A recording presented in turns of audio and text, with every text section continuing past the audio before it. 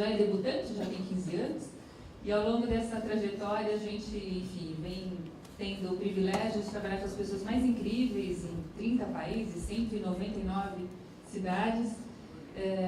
Quando nós discutimos cidades, nós falamos muito de processos de transformação, de inovação, de conexões, de cultura, e justamente aí a feliz convergência com a visão, o posicionamento e a atuação da Ótima. Então a gente se encontrou e agora não se larga mais. E por conta disso também a gente vem aqui no ano para essa trajetória compartilhada, alguns dos nomes mais bacanas com quem a gente, enfim, já desenvolveu projetos, com quem a gente trabalha pelo mundo. É o caso do Carlos Martins.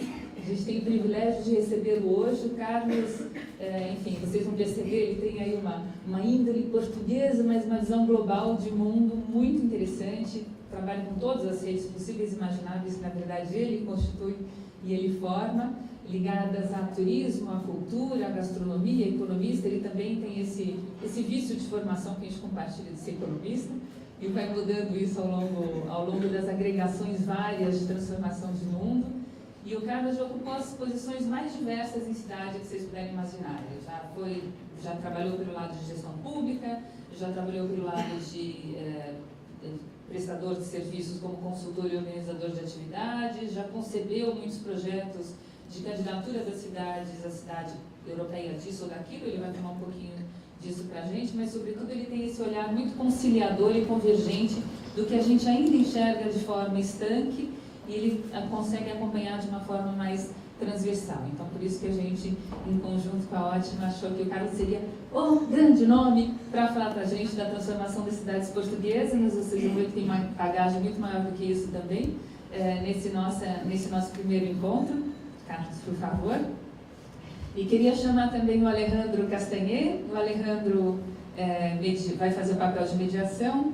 Vocês vão perceber que é o nosso segundo perito em cidades. O Ale é sócio da Garimpo, ele é argentino, e a gente então tem aqui um empate que vai ser travado, mas vai ser muito, muito bacana, porque o Ale vem dentro da lógica de desenvolvimento de cidades, trabalhando especialmente com engajamento cidadão, cidadania ativa e transformação de cidades a partir da conciliação entre público e privado, sociedade civil e academia, que é justamente o que a gente trabalha em termos de conexões nessas transformações cada vez mais voltadas, inclusive, a um espaço propício ao futuro do trabalho, que os meninos já vão deixar pipocando aqui no ar. Queria contar a vocês que a gente vai ter a palestra do Carlos, depois lá ele vai fazer uma pequena provocação, para a gente dar tempo a vocês de formularem suas perguntas. Então já vão pensando no que vocês quiserem perguntar, o microfone depois vai circular, até que seja um encontro realmente muito solto, muito descontraído, muito bacana, para esse momento que a gente precisa desesperadamente repensar os nossos contextos, né, e as nossas visões sobre o espaço onde a gente está, para que vocês possam somar a essa discussão. Obrigada pela presença.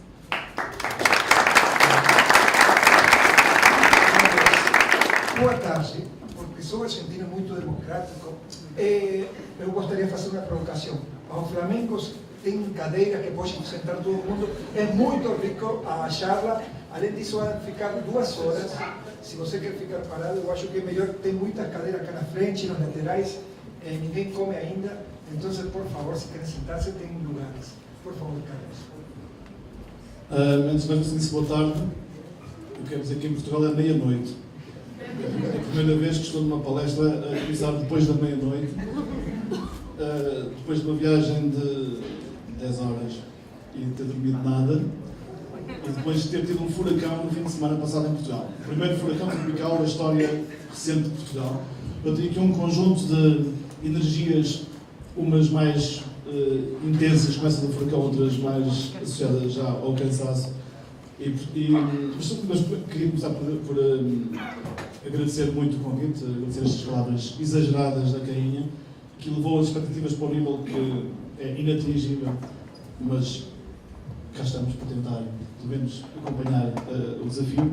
Agradecer à Ótima e fiquei muito feliz por esta apresentação, porque é raro ouvir uma empresa privada com este tipo de discurso, com este tipo de leitura sobre aquilo que é o seu trabalho, que é não só técnico, mas também de construção de sociedade e construção de comunidade. Queria aqui reforçar essa dimensão.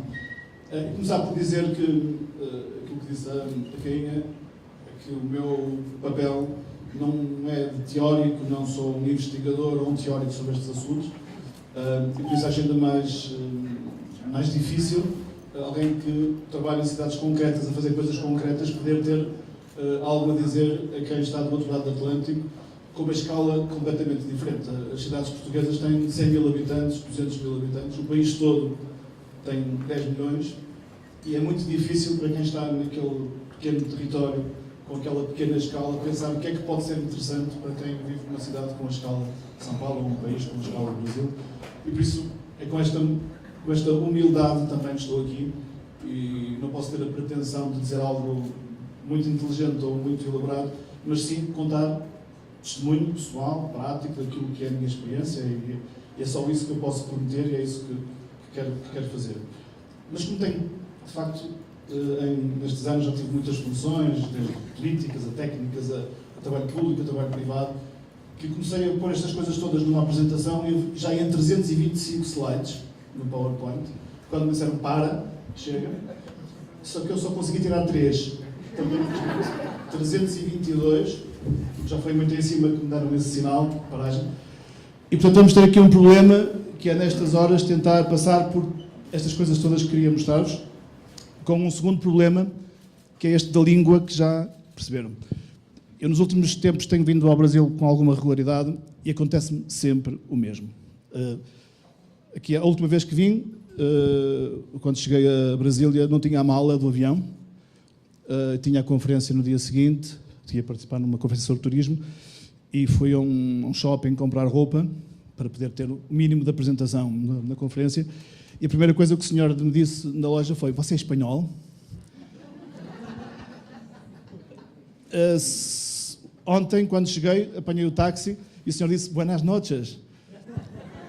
Mal eu dirigi a primeira palavra.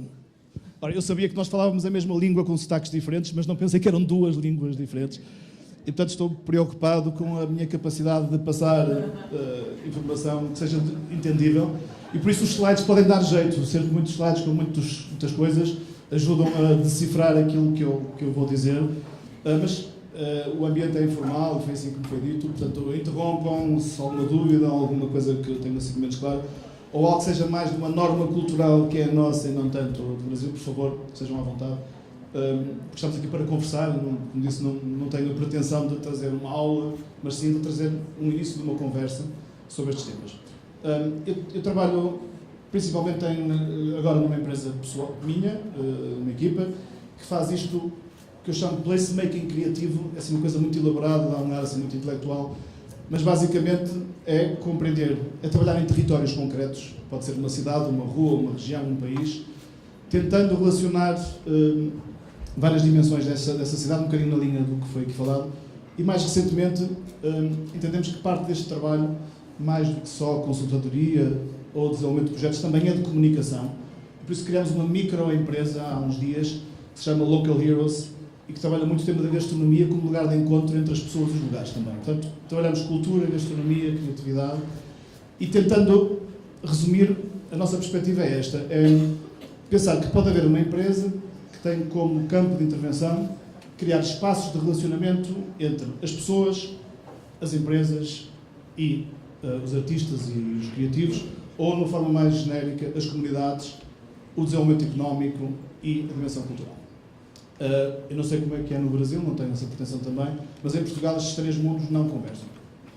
A economia não tem uma dimensão de pensamento cultural e rejeita muito aquilo que são as práticas culturais e as práticas artísticas, porque não as interpreta economicamente e, portanto, desvaloriza. A dimensão entre o social e o económico é quase sempre um conflito, inclusive político e até ideológico, e a relação entre as pessoas e a cultura, no nosso caso em Portugal, ou é muito patrimonialista ou é muito artística e esgota-se nessas dimensões. E o que nós tentamos fazer é encontrar outros lugares de encontro, outros espaços onde estes universos se possam cruzar e que possam alimentar-se mutuamente e criar sinergias, e no mesmo espaço de intervenção, no nosso caso, que é o território. Como disse, o território que pode ser uma rua, pode ser uma cidade, pode ser uma região, mas nós não trabalhamos, por exemplo, só no universo digital, não nos interessa. Interessa-nos os sítios onde estão as pessoas, as energias, as tensões, muitas vezes as contradições, mas onde há troca, onde há intercâmbio, onde há encontro humano, é o nosso espaço de trabalho, sendo que o digital é fundamental para isto acontecer, mas nós não conseguimos pensar só nesse universo, queremos trazer sempre para a dimensão analógica, mesmo aquilo que o digital hoje nos traz como possibilidades fantásticas. E, portanto, só como introdução, era este o meu campo de trabalho, e é sobre isto que temos experiências concretas. Aquilo que me pediram foi que tentasse testemunhar um processo que penso que é relevante, pelo menos para quem está do nosso lado, que é, nos últimos 10 anos, Portugal é outro país. Em 2008, vivemos a maior crise desde a nossa democracia, uma crise que arrasou o nosso sistema económico, que pôs muito em causa o nosso sistema social e que nos fez perder o mais importante que tem o país, qualquer país do mundo, que é a força das pessoas mais jovens, daquelas que criam negócios, daquelas que criam cultura, daquelas que criam desenvolvimento. Grande parte dos jovens portugueses emigrou, porque não conseguia imaginar um futuro naquele país. E muitos regressaram, outros não regressaram. Mas 10 anos depois, estávamos a conversar sobre isso hoje, ainda hoje no consulado de manhã, o que eu estou a sentir, cada dia que passa, é mais jovens brasileiros a chegar a Portugal. Na minha empresa já contratamos 2. E uma semana passada. Porque, de facto, eu sinto quase o mesmo fluxo e refluxo de competências, de talento, de energia criativa, que olha à sua volta e sente que não tem mais esperança nos próximos tempos. E o meu discurso também é esse da esperança. 10 anos depois, Portugal está no outro lado da moeda e está a ser um país de importação de talento e de competências e não fez nenhum milagre económico, não descobriu petróleo, não, apenas teve resiliência e soube, em cada momento, encontrar caminhos. Não está nada resolvido, continuamos a ter uma dependência económica a nível europeu, a nível de alguns mercados. É frágil o nosso sistema, mas, por exemplo, este ano, que vem, 2019, será o primeiro ano em muitos anos Portugal vai ter déficit zero e a taxa de emprego mais elevada desde pré-crise, e já repusemos os indicadores económicos todos do pré-crise. O que significa que em 10 anos é possível, de facto, inverter um ciclo de perda absoluta para um ciclo de esperança e de dimensão positiva. Não é que tenhamos uma lição fantástica a ensinar, mas a experiência é essa e vale o que vale. Mas sinto, de facto, uma presença muito grande de muita gente do Brasil que está a chegar a Portugal, e que sendo um mercado pequeno, em uma escala completamente diferente, vejo isso como muito bom para as duas partes. Nós temos muito a trocar, para além de termos a mesma língua, mais ou menos, mas temos muitas trocas possíveis, muito a aprender uns com os outros, e fico muito contente porque sinto que o Brasil está a redescobrir o papel de Portugal, não apenas como alguém que há 500 anos andou por aqui, mas como um país contemporâneo, que está numa Europa com uma dinâmica económica interessante, e numa relação com o mundo que é sem os constrangimentos e os preconceitos dessa história que nos uniu, para o bem e para o mal, mas que hoje penso que temos muito espaço de construirmos contemporaneidade em conjunto, e por isso vejo com bons olhos esta possibilidade de um renovar da relação entre os nossos países, nomeadamente entre os setores mais dinâmicos das nossas sociedades. E vejo que, se durante um período há gente a emigrar para Portugal, com certeza que também nos interessa estar mais próximos do Brasil, e temos muito a construir em conjunto, mesmo sendo um micro-país comparado com a escala do Brasil. E, portanto, este é só um contexto mais geral, porque é mais um sentimento do que propriamente uma dimensão teórica. E queria falar-vos um pouco destas histórias que fizeram, nos últimos 10 anos, alguma transformação das cidades, e vou falar só daquelas que eu conheço pessoalmente, daquelas onde eu trabalhei diretamente, onde conheço os processos, onde ajudei a construir o bom e o mau que aconteceu. Portanto, não vou falar de coisas que li em livros, mas sim coisas que fiz com muitas outras pessoas, especialmente no norte de Portugal e no Porto, que é a capital do norte.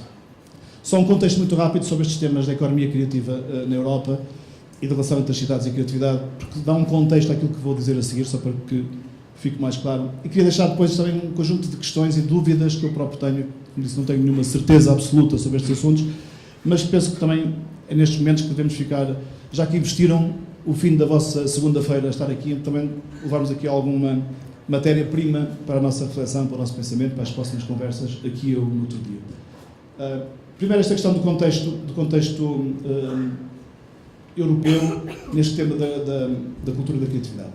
A União Europeia, no início do século XXI, nas suas agendas políticas e económicas, assumiu que a cultura e a criatividade podiam ter um papel decisivo como setores, mas também como uma polinização positiva do valor simbólico, do valor artístico, do valor estético nos restantes setores da sociedade.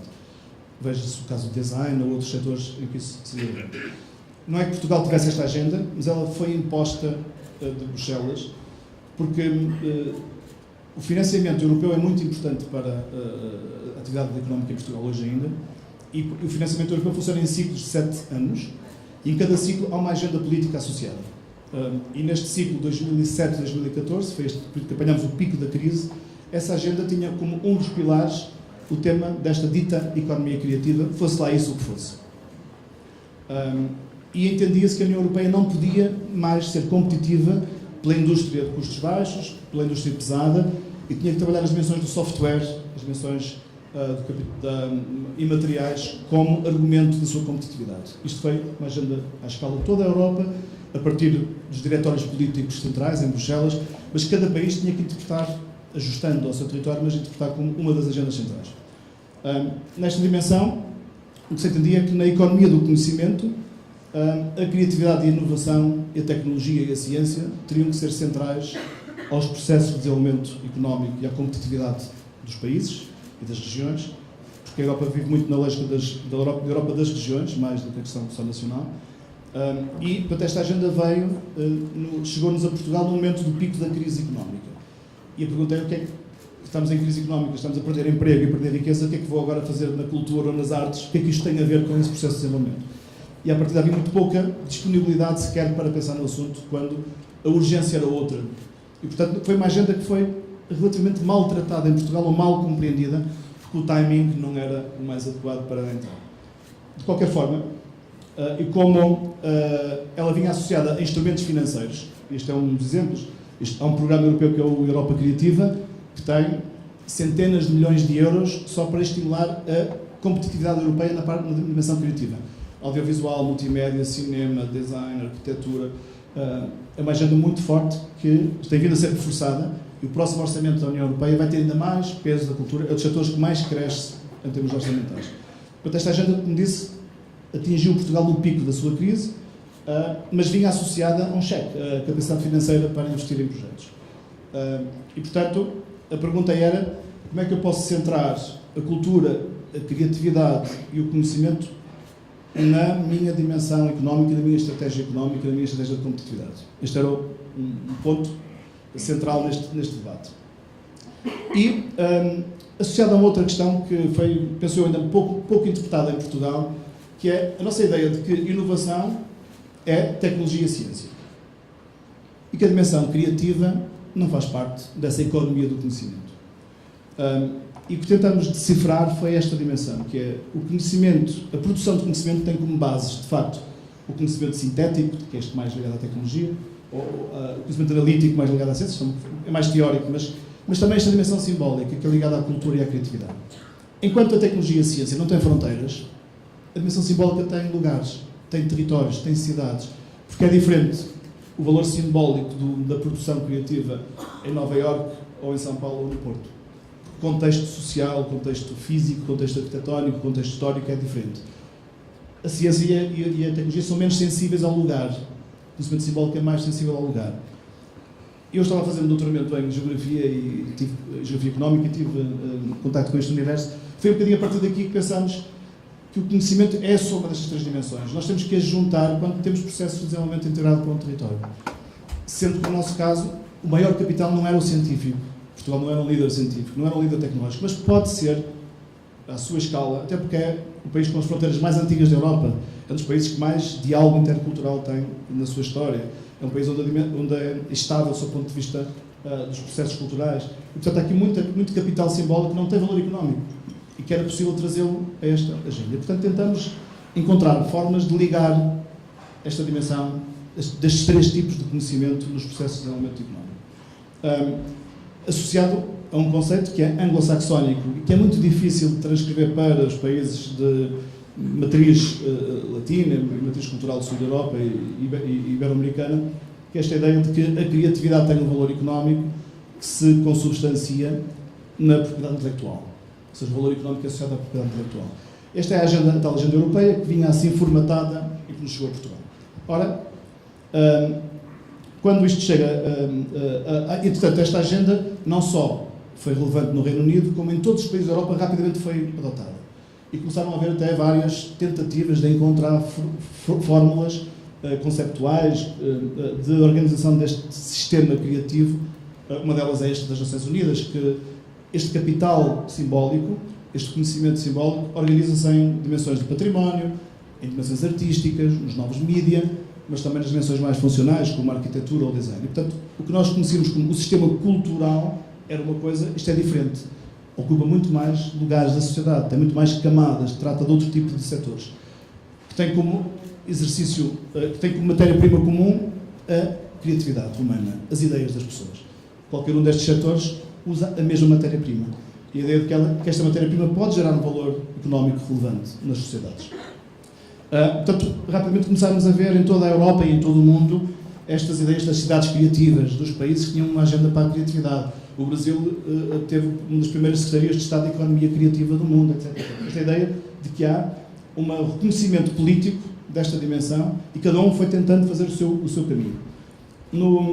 E também, associado a isto, começou a haver um conjunto de estudos técnicos e científicos sobre o impacto económico relevante que estes setores têm. Por exemplo, na Europa, o último estudo diz que estes setores representam 4,25% do produto europeu, 7 milhões de pessoas trabalham no setor criativo na Europa, diretamente naqueles setores, e dividido em uma dispersão sobre os subsetores que vão desde a música, o teatro, a literatura, a edição, a televisão, o cinema, a rádio, a publicidade, a arquitetura, etc. Portanto, há aqui uma complementaridade e uma convergência destes setores que, em conjunto, produzem um tal peso de 4,25% da economia europeia, que é só o terceiro setor mais relevante na Europa em termos económicos. Mais que a petroquímica, mais que a indústria dos medicamentos, é depois da indústria alimentar e, já não sei qual era o outro, e da construção, da imobiliária, é o terceiro setor mais relevante da Europa em termos de escala. Ora, isto ajudou também os políticos a compreenderem que esta agenda fazia sentido em cada um dos territórios. Segunda dimensão, o que é que as cidades têm a ver com isto? Para falar ainda de um contexto de partida para o nosso trabalho nas cidades. E a questão é que não há criatividade sem cidades. As cidades precisam dessa dimensão criativa, mas a criatividade também precisa do espaço urbano para se poder expressar, para poder gerar escala, para poder gerar tensão criativa, para poder gerar interculturalidade e diversidade. E, portanto, até como disse há pouco, porque o capital simbólico precisa de lugares. E a cidade é o lugar do capital simbólico também. É o lugar onde ele se pode cruzar, coproduzir, distribuir e crescer. E esta dimensão, quer pela dimensão mais relacional, quer pela sua dimensão da escala, quer pela proposta de diversidade, faz com que, de facto, as cidades sejam os motores da criatividade. Mais do que as empresas, ou que as atividades políticas, ou que os artistas. É o próprio lugar de encontro, é o palco da criatividade, é a cidade. Mas poucas cidades têm essa agenda inscrita no seu trabalho diário. Em Portugal, muito menos nenhuma cidade tinha assumido este discurso que vem do contexto europeu, mas que pode ser rapidamente reproduzido a nível urbano. Associado a isto ainda, uma terceira dimensão, que é a própria União Europeia definiu este ponto de partida, a ideia de cluster criativo, que é difícil de traduzirmos, um aglomerado criativo em termos de atividade cultural e criativa, que é basicamente isto. É assumirmos que estes clusters criativos, ou os espaços das cidades onde eles acontecem, são lugares de encontro da criatividade individual, cada um de nós traz consigo desde que nasce, da criatividade empresarial, que é a capacidade de gerar valor económico a partir dessa criatividade, e da dimensão urbana dos próprios lugares criativos, que podem ser espaços de encontro, espaços, infraestruturas culturais, etc, etc. Ora, esta é a agenda que chega às cidades. A ideia de que a minha cidade pode ter um lugar, ou vários lugares, ou toda a cidade ser este cluster criativo. Desde que seja alimentado, desde que seja estimulado e desde que seja compreendido por quem gera cidade, quem faz cidade todos os dias. Como é que isto pode fazer-se? Através de, há vários exemplos à escala internacional, os famosos bairros criativos, que muitas cidades do mundo inteiro foram, no fundo, agregando em alguns lugares da cidade estas competências criativas, ou porque os próprios agentes criativos se organizam e se procuram mutuamente, quer porque são estimulados a fazê-lo.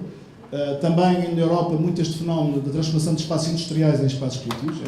É uma agenda que acontece em quase todas as cidades industriais. ou que foram industriais e hoje no pós-industrial, têm muita dificuldade em encontrar formas de ocupação de espaços industriais. Eu, na minha pequena cidade, na cidade onde eu nasci, que tem 10 mil habitantes, temos fábricas onde trabalhavam 4 mil pessoas. O que é que fazemos com aquele lugar hoje? Fábricas de calçado? O que é que fazemos com aqueles lugares? E a função criativa, estas novas indústrias ocuparam muitos destes lugares, deram vida, renovaram, devolveram-nos, no fundo, à cidade e à comunidade. Mas também outras formas, como as incubadoras criativas, ou os espaços de coworking, como este, os centros de residências artísticas. Há aqui um conjunto de iniciativas e de formas em que esta agregação, esta tensão criativa pode acontecer e pode desenvolver-se. Mas também o espaço público, e falávamos sobre isso há pouco. O espaço público deve ele próprio ser um lugar onde esta relação, este diálogo pode acontecer. Há muitas cidades que o tornam impossível, porque são cidades com difícil mobilidade, em que o espaço público não é atrativo, não é seguro, não é amigável, mas há cidades que fizeram muito bem este trabalho de devolver a cidade às pessoas, de dar espaço, transformar a cidade em palco e em laboratório de criatividade, que muitas cidades foram capazes de fazer.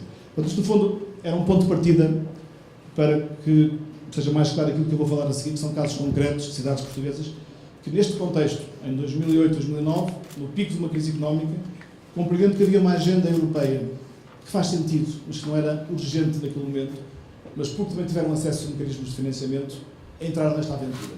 Entraram nesta aventura seguindo um exercício que, em muitos casos, foi muito bem sucedido. Não é? Casos bons e maus, há mais sucesso e menos sucesso, mas, em geral, vamos ver que depois destes casos em concreto que vou falar, penso que são boas práticas daquilo que é esta relação.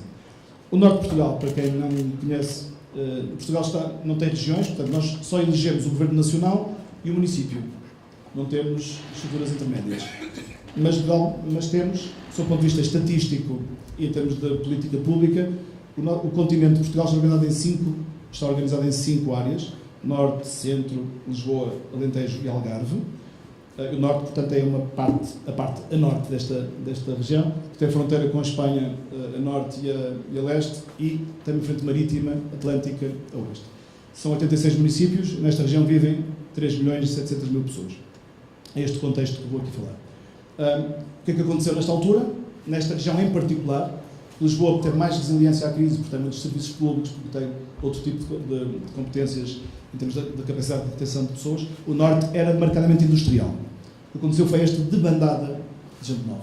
Não há nenhuma família que eu conheça que não tenha um filho a viver fora de Portugal, não porque tivesse querido, mas porque teve que ser. E, portanto, aqui esta ideia de cérebros humanos que fugiram. O fuga de cérebros numa década aumentou 87%, a imigração atingiu recordes, a natalidade diminuiu muito, envelhecemos muito rapidamente enquanto região e enquanto país. Portugal era um dos países com uma demografia mais jovem e hoje é dos mais velhos da Europa, e foi no ciclo de uma geração. Tem a ver com as pessoas deixaram de investir no alimento da família ou por simplesmente saíram. Portanto, é um país que hoje, até por isso é muito importante para a demografia portuguesa, esta relação até de gente nova que chega hoje a Portugal. Há um recorde de perda populacional que é muito dramático e, portanto, de todos os países que passaram por crises na economia europeia, Portugal foi aquele que mais população perdeu e que mais foi atingido na sua base das competências, nomeadamente da população mais jovem, há aqui um brain drain, uma perda, de facto, de talento, acima de tudo, de jovens que tinham um ensino superior. Portugal já teve vários ciclos migratórios, teve no início do século XX para o Brasil, teve nos anos 50, no pós-guerra, a Segunda Guerra Mundial, para a Europa, a Alemanha, a França, principalmente, mas sempre era uma imigração de baixas competências. Gente que não conseguia sobreviver em Portugal e ia trabalhar na construção civil, fazer limpezas em Paris. Aqui é diferente. Aqui estamos a perdemos os melhores quadros, as pessoas mais competentes, grande parte das pessoas com formação superior. Ora, um país não pode dar só o luxo de perder os seus melhores ativos, nomeadamente aqueles que estão numa idade de serem transformadores do país. Mas aconteceu. E, portanto, este foi o nosso ponto de partida. No norte de Portugal, nesta região pequena, 1.300 empresas, 80 mil trabalhadores desapareceram de um dia para o outro, em poucos meses. Principalmente em setores mais tradicionais, como eram as indústrias transformadoras, o comércio e a construção. E, portanto, há aqui uma região que leva um choque económico, que é também um choque social, e que se vê confrontada com uma perplexidade sobre como é que é de regressar a uma dinâmica de crescimento, quando hoje tem menos capacidade de intervir.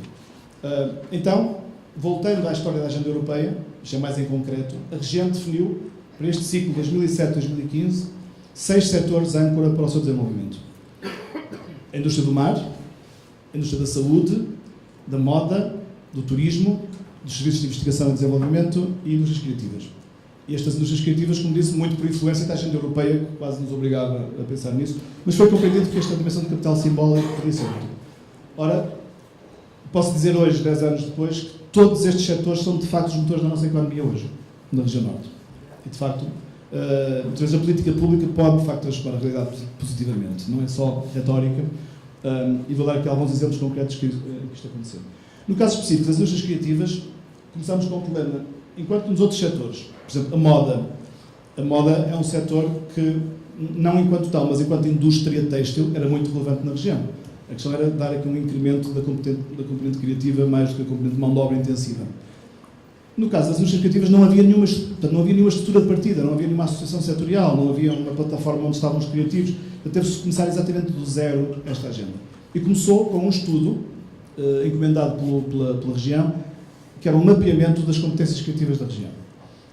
Este estudo foi um edital público, várias universidades concorreram, e a minha microempresa, junto com o Charles Landry, que é um autor muito conhecido, que tem um livro, que é o fundador do tema das cidades criativas, e com o Tom Fleming, que é um consultor inglês muito conhecido, criamos um consórcio e ganhamos este concurso, este edital, e portanto fizemos este trabalho de mapear o território em termos criativos, e deu origem a este trabalho à criação de uma agência especializada na promoção do setor criativo, que entanto já foi extinta porque foi fundida com outra estrutura, agora por acaso não importa, e que definimos 6 agendas matricialmente.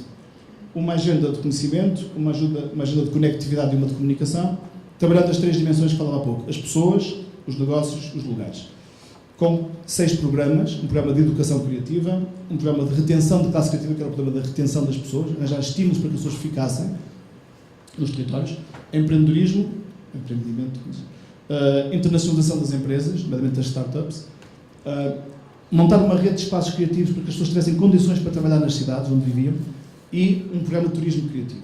Foram os 6 programas que desenvolvemos durante este período, 2007 foi o estudo, 2008, 2009 para a frente começamos este trabalho. Já depois, no outro ciclo de política pública, como disse, 2007, 2014, depois 2014, 2020, que foi este ciclo que estamos a viver hoje, há uma outra agenda estratégica que reorganizou um bocadinho estes setores, mas mantém estas questões. Agora, a agenda já não é tanto por clusters de setores, é por diálogos entre setores. Por exemplo, temos a cultura, a criação e a moda numa agenda política, ligando dimensões mais patrimoniais e mais criativas. O capital simbólico, as tecnologias e o turismo, por exemplo, também estão ligados. Portanto, a ideia que a região compreendeu esta agenda está integrada na política pública e na política privada, em termos de incentivos. Daqui resultaram 2 programas de financiamento público, um ligado à dimensão da hardware, os espaços físicos, e um ligado à dimensão do software, a promoção do talento e da criatividade, nomeadamente através da programação cultural, do património e dos eventos culturais. Foram os 2 grandes programas que a região desenvolveu. No primeiro, foram investidos naquele primeiro ciclo, 33 milhões de euros. Este é o conjunto dos espaços criativos que a região construiu, não interessa entrar muito em detalhe. E o segundo foi uma agenda de 35 milhões de euros também, mais ou menos, que foi mais da parte dos eventos culturais e criativos. Portanto, 70 milhões de euros para, durante 5 ou 6 anos, promover a criatividade da região. Foi isto que foi desenvolvido em termos de política pública. Quem é que foram os tomadores dos projetos? As cidades.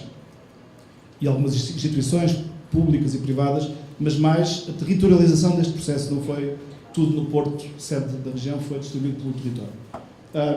E vamos falar aqui de 3 casos concretos desta agenda regional, 3 cidades que aproveitaram esta estratégia e que construíram projetos a partir desta dinâmica, desta inspiração e desta aspiração coletiva. As cidades de Braga, Guimarães e Porto, e quando andamos pelo Brasil vemos sempre muita gente que se chama Braga ou Guimarães, porque os nomes são cidades muito antigas, são as cidades com mais história, mais património da região, mas que têm dinâmicas muito particulares, embora sejam próximas fisicamente. Ora, começando por Braga. Aqui algum Braga? Não. Braga é uma cidade que, para os portugueses, é uma cidade onde, acima de tudo, tem uma dimensão religiosa. Ela competiu com o Centro de Santiago de Compostela durante um período. O Bispado e a sua importância. Mas o património da cidade tem não sei quantas centenas de igrejas, é muito tradicional, muito conservador e muito patrimonial nesse sentido. E, portanto, era o último sítio do mundo onde pensavam em fazer programas na área de design ou das artes digitais.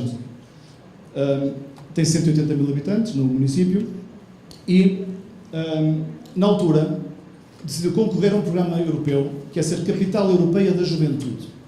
A Europa tem várias coisas destas. Este da Juventude é um projeto mais pequeno, mas, no fundo, era tentar ter um programa europeu, um selo internacional, que mobilizasse a cidade à volta de uma agenda. Foi o tema da juventude, porque era uma cidade muito jovem, na altura, quando iniciou este processo. E vamos falar de 2 projetos concretos que foram financiados dentro deste programa de 3 milhões de euros, que foi um conjunto de ações infraestruturais e materiais, que é o projeto Generation e o projeto de Semibreve. Generation é um espaço físico e o Semibreve é um festival. E que resultam na mesma lógica, no mesmo trabalho em rede. O que é que a cidade interpretou? Que esse património que ela tem, essa importância cultural, dialogava muito pouco com a sua universidade, que é a Universidade do Minho, assim se chama. A Universidade do Minho é muito relevante em Portugal pela dimensão tecnológica. Além do mais, Braga tem a sede ibérica, Portugal e Espanha, do Instituto de Nanotecnologia, de uma dimensão científica muito relevante, mas que nem fala com a cidade, nem com o seu património, nem com os seus agentes culturais. Portanto, havia várias cidades dentro daquela cidade. A universidade lá no seu canto a fazer investigação em engenharia e em tecnologia, os centros de ciência a produzirem ciência e a cidade a viver o seu dia-a-dia como se nada disto acontecesse. Então, este projeto, o que é que era? Era um quartel militar que estava abandonado no centro da cidade. Em Portugal, uma das forças policiais chama-se GNR, Guarda Nacional Republicana. E se era um projeto para a próxima geração, brincámos com o nome e de GNR chamamos Generation. A ideia de que um quartel militar pode ser um lugar para uma próxima geração, desde que lhe dê outra função. Então lançámos um desafio a um arquiteto local, este era o edifício inicial, e ele, basicamente, o que fez foi transformá-lo por dentro e rasgou ali uma parede, se repararem. Ela era muito fechada, tinha aquele corte muito rígido, e ele rasgou o edifício, no fundo abrindo-o à cidade e permitindo que houvesse ali um fluxo de luz que o edifício tinha na relação com a cidade. Este foi simbólico, mas permitiu que as pessoas que passavam na rua, que eram nos sítios centrais da cidade, percebessem que havia ali uma abertura, uma porosidade de um lugar, que era um lugar rígido, um lugar de força militar, para uma dimensão mais criativa e mais cultural. E este é o espaço interior, é o projeto de um arquiteto que também tem cá escritório em São Paulo, que é o Carvalho Araújo, um arquiteto português, e está muito bem resolvido, e basicamente com 3 dimensões: a dimensão de produção artística, um centro de criação artística, um centro de incubação de negócios, startups, e um programa educativo. São as 3 dimensões no mesmo espaço físico. A nível das artes, escolheram-se 2 setores: a música contemporânea, mais eletrónica, e as media arts, aproveitando exatamente a tecnologia que a universidade tinha e que não estava a ser usada pelo sistema cultural. Foi a ponte possível entre esses 2 universos. E, portanto, hoje é um lugar muito relevante, ao fim de poucos anos já é um espaço muito conhecido em Portugal pela produção criativa, tem programas de concertos, tem muitos artistas internacionais que vêm fazer residências artísticas na cidade, construir, compor e desenvolver a partir deste lugar. Tem um programa artístico de nanotecnologia no tal Instituto de Nanotecnologia. Tem artistas que vêm fazer residências e que vão interpretar a dimensão do átomo e da célula e vão trabalhar artisticamente esses recursos e essa escala, que é muito interessante, muito mais do que aparenta o meu discurso ignorante sobre o assunto. Este Scale Travels é um programa de residências internacionais que há todos os anos editais de artistas que vêm viver para Braga, trabalhar o aproveitamento da nanotecnologia na dimensão artística. Tem um serviço educativo, todas as crianças do Conselho hoje têm aulas não só de código e de programação, como também de artes digitais. Tentam trabalhar a sua comunicação a partir de ferramentas digitais, que é o programa Primeiros Bits, assim se chama, e trabalha também com todas as outras dimensões da vida social. Tem programas com as pessoas mais velhas, com os séniores, tem programas com o sistema dos infantários, as creches. Portanto, tem trazer as media arts e as artes digitais a toda a população, que é uma coisa aparentemente estranha, mas com muito bons resultados. Todos os anos também lança editais para artistas fazerem residências e construírem novos objetos culturais e criativos. São alguns dos programas. E tem tido uma relação com o mundo a partir desta oportunidade, também faz parcerias com centros de residências noutros países. Muitos trabalhos com a comunidade, as pessoas a terem primeiro o primeiro contacto com o universo da tecnologia, mas mais até com o universo artístico digital. E hoje é um sucesso. O ano passado fez 154 programas distintos e começou por ter 6 mil pessoas a visitar os programas, e o ano passado já teve 43 mil pessoas que tiveram participação ativa nas ações deste centro. Uma cidade, como viram, 180 mil, 40 mil, e espera-se que daqui a pouco tempo metade da população já tenha um contacto direto. Imagino metade das pessoas de São Paulo a ter contacto com artes digitais, é uma coisa um bocadinho estranha, mas essa escala é aquela próxima que está a acontecer em Braga. E isto abriu a porta com o mundo, porque já é reconhecido já internacionalmente e tem hoje já uma série de parcerias, como disse. Daqui, deste processo, resultou um festival de artes digitais e música, que se chama Semibreve. Tem aqui só um pequeno vídeo. Podem só conhecer. Para ter uma ideia do festival.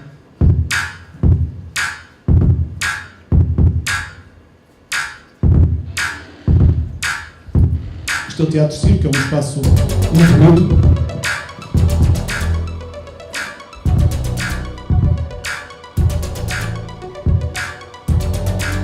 O festival esgota todos os espetáculos neste momento, todos os anos, também na 7ª edição.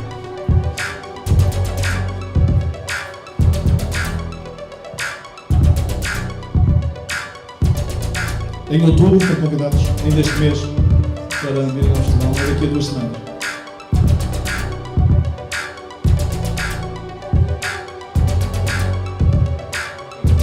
E vou avançar. E o que é que faz? Usa os espaços patrimoniais da cidade, usa este teatro magnífico, que é o Teatro Circo, usa igrejas, esta capela que é uma igreja mais contemporânea, mas também usa os espaços, o mosteiro.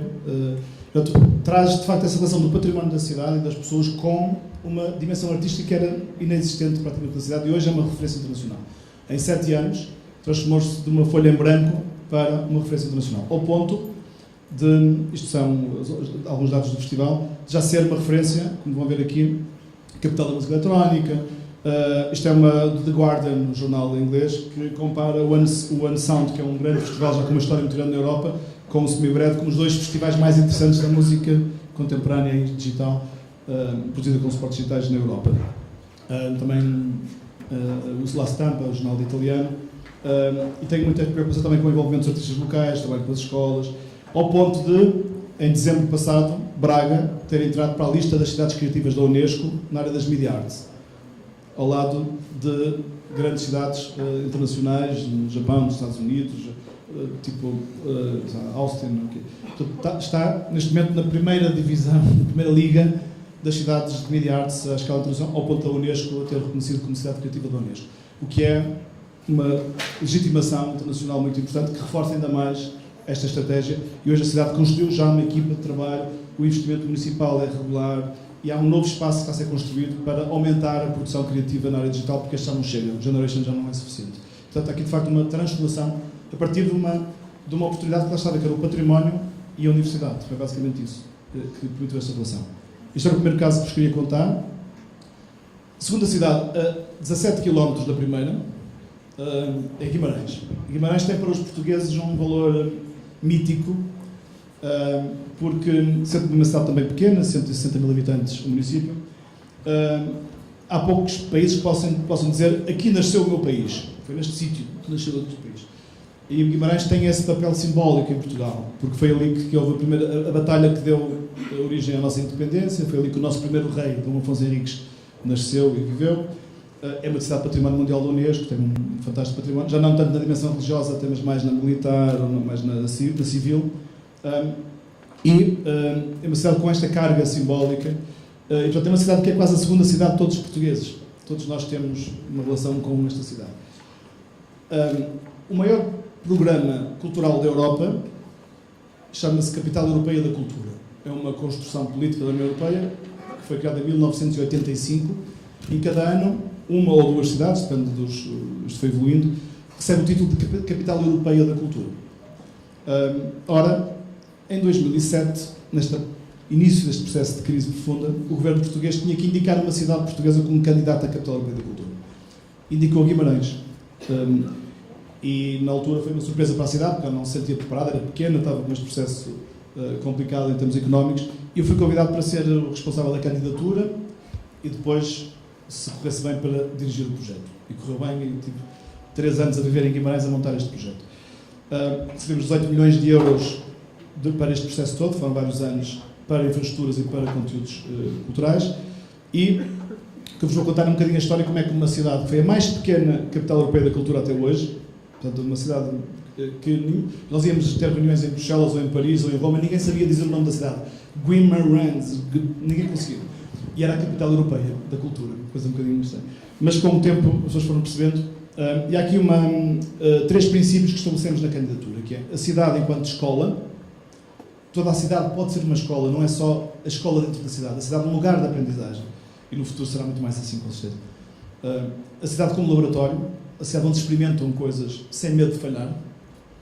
E a cidade como palco, uma cidade em que o espaço público é ele próprio um espaço de celebração da arte, da cultura e do encontro das pessoas. Esta ideia de escola, laboratório e palco organizou todo o programa que desenvolvemos, e tudo tinha a ver com uma destas funções. Ou era transmissão e produção de conhecimento, produção e transmissão de conhecimento, ou era experimentação, ou era celebração da cidade e do seu espaço. Com um princípio radical, no nosso caso, que foi: nenhum espetáculo foi comprado.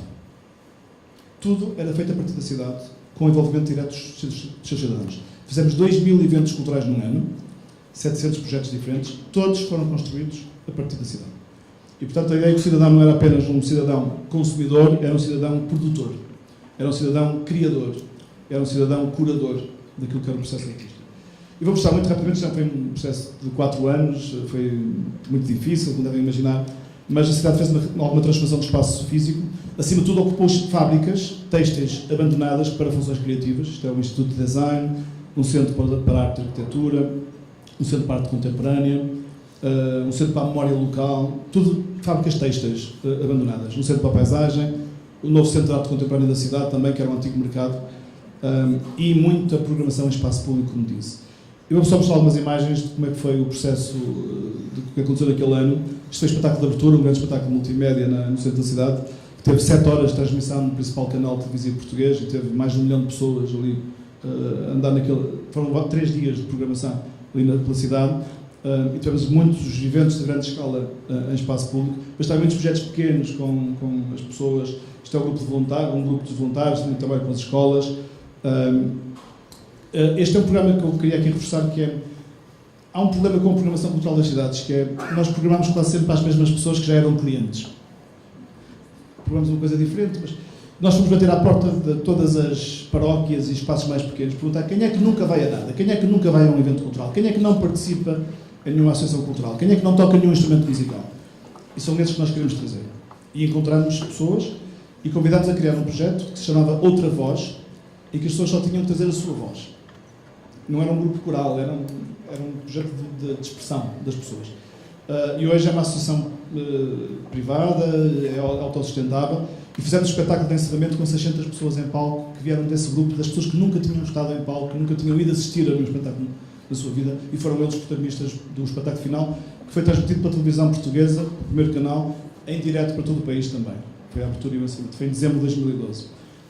Muitos projetos na área da arquitetura e do urbanismo, na área do design, na área da moda, aproveitando a competência têxtil, na área do empreendedorismo. Este projeto também gostava de reforçar, é um projeto chamado Mi Casa És Tu Casa, assim em espanhol, para falar em espanhol afinal, que era concertos em casa de pessoas. As pessoas abriam as portas de sua casa e nós tínhamos músicos a atuar em sua casa com uma condição: 50% dos lugares tinham que ser para pessoas que não eram conhecidas da família. Na minha casa só cabiam 12 pessoas na sala, 6 eram turistas que eu abri a porta, entraram para a minha casa dentro, e aconteceram em 70 casas do centro histórico da cidade. E, portanto, de repente, a nossa casa enchia-se com estranhos. Não houve nenhum problema, nenhuma casa, nenhum dia, fizemos isto várias vezes, só a música a juntar as pessoas em casas privadas. Foi muito interessante este projeto, em varandas, nas salas. As pessoas da minha casa iam ao frigorífico, à casa de banho, não sei o que, nem sabia, porque a minha casa era um palco onde estava a acontecer aquele evento. Muitos projetos em residência, uma aposta no cinema, tivemos um filme que foi Jean-Luc Godard, tivemos o Peter Greenaway, tivemos vários realizadores internacionais a produzir a partir da cidade. Estreámos na Semana da Crítica de Cannes, o filme de estreia foi feito por nós na Capital Europeia da Cultura, em Guimarães. Foi um filme só em 3D, com Jean-Luc Godard, Peter Greenaway, o Edgar Pera e foram os 3D, 3 realizadores. Muito cinema ao ar livre também, muito trabalho de co-criação, curadoria de arte contemporânea, trabalho de arte contemporânea relacionado com o nosso espaço patrimonial. Também está no Paço dos Duques em Guimarães, o sítio mais sagrado da nossa história. Temos exposições de arte contemporânea, muito trabalho educativo.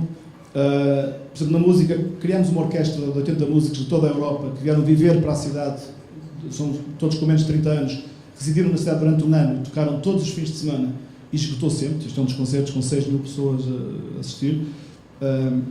Criámos um projeto de comunidade também, que tivemos 5 mil pessoas a tocar música, que se inscreveram não para assistir, mas para tocar. Isto é um projeto muito bonito, foi toda a população, no fundo, que quis aderir a fazer um concerto para si própria, todos tocavam e todos assistiam. Muitos projetos deste género, muita intervenção no espaço público também. Por exemplo, em agosto não temos praia em Guimarães, então transformamos os espaços com água em praias e em piscinas. E tivemos muita gente a vir fazer esses espaços de lazer, ocupando o espaço público mais uma vez. Isto, inclusive, foi notícia aqui no Brasil, em algumas revistas. Esta ideia também de transformar o espaço pela criatividade.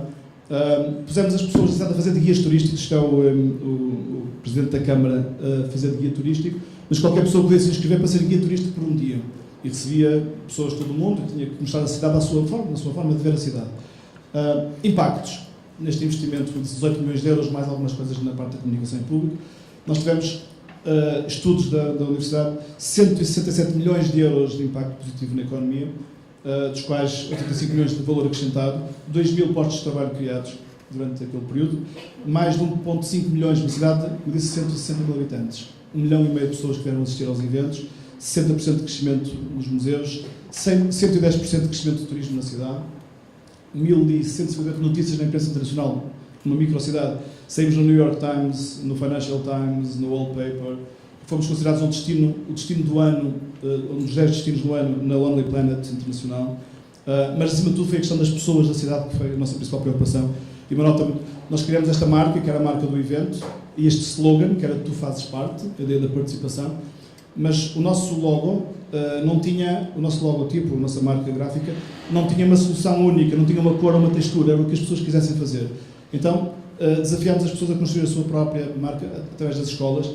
Então, os próprios designers construíam soluções e distribuímos umas caixas de cartão, em papel, com esta forma, para as pessoas poderem usar. E começámos a ver, isto era nas escolas só, de repente vimos isto aparecer nas montras das lojas da cidade. E as pessoas comuns trouxeram a sua fantástica criatividade.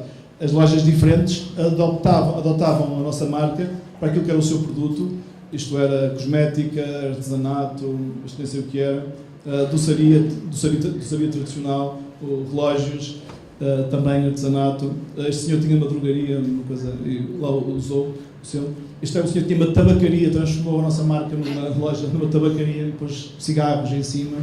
A ideia de que as pessoas, de facto, são muito criativas, elas podem transformar, desde que sejam estimuladas. E o espaço público, ainda hoje, se forem a Guimarães, 6 anos depois, ainda veem muitos destes elementos nos espaços comerciais, ao ponto do próprio município ter mudado a sua marca gráfica, e hoje a marca gráfica da cidade é a do evento. Transformou a sua linha gráfica para isto.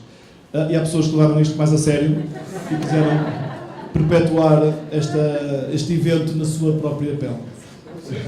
Não sou eu. Malucos, mas nem tanto. Por último, o caso do Porto. Eu vou pedir só mais uns minutos para...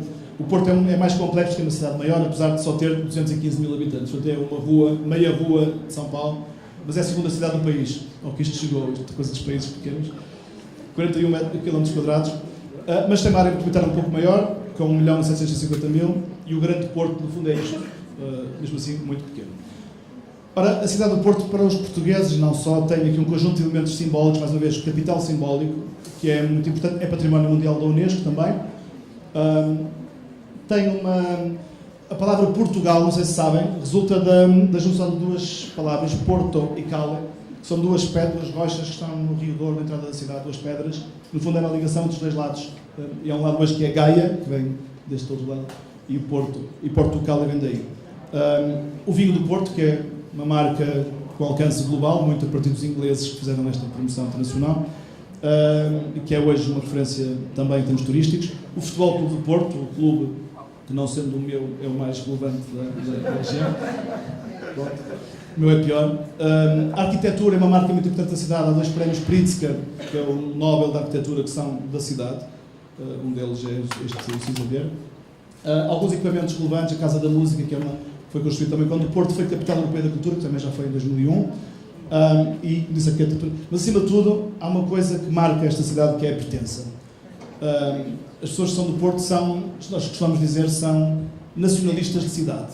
Têm uma ideia é um patriotismo de cidade que não há muitos casos. Guimarães também é um pouco assim, mas é muito raro isto acontecer mesmo em Portugal. Portanto, há aqui um sentido de pertença muito forte. As pessoas de Porto vivem muito esta ideia de ser da cidade. Às vezes de forma negativa, esta ideia de ser, também reagem ao outro, mas também no positivo, tem uma energia cívica e participativa muito forte. No entanto, esta cidade, mesmo tendo este capital simbólico, desde há 40 anos, quase, tem vindo a perder população de forma permanente. E, portanto, isto fez com que se perdessem cerca de 100 mil pessoas nos últimos anos, o que é dramático para uma cidade que já é pequena e que quer ter uma escala de relevância internacional e é a segunda cidade do país. Portanto, há aqui um desafio e que a crise veio agravar. Nós fizemos um trabalho, quando o Porto fez o plano de gestão do património mundial, no centro histórico da cidade, património mundial, havia 50 mil fogos desabitados. Edifícios, muitos em ruína ou em necessidade urgente de obra. Era este o estado da cidade. Havia amigos meus, eu gosto muito da cidade, tinha muito orgulho em mostrar, mas tinha amigos internacionais que diziam: mas houve alguma guerra aqui? Está tudo abandonado? O que é que se passou aqui? E era só a economia que não tinha dinâmica suficiente para alimentar os lugares.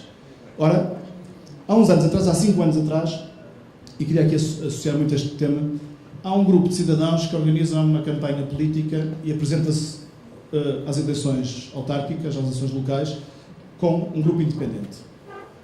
Liderado por uma pessoa que esteve cá já em São Paulo, a fazer uma conferência há 4 anos atrás, penso eu, que é o Rui Moreira, e que trouxe um discurso novo para a cidade.